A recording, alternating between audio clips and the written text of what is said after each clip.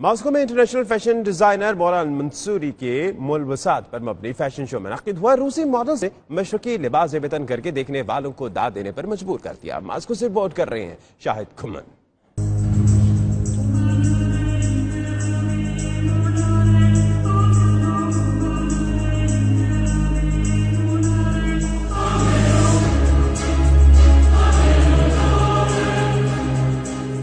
रूस के दारुल हुकूमत मॉस्को में सजे फैशन शो में रूसी हसीनाओं और झिलमिलाते पहनावों ने रौनकें बिखेर दी। अरब सोसाइटी के ज़ेर एहतमाम होने वाले इस फैशन शो में मुत्तहिदा अरब अमारात की मारूफ फैशन डिजाइनर मोना अल-मंसूरी के 40 दिलफरेब मलबूसात को पेश किया गया। रैंप पर जलवे बिखेरने वालों में ओबाया समेत कई नामवर मॉडल्स शामिल थी।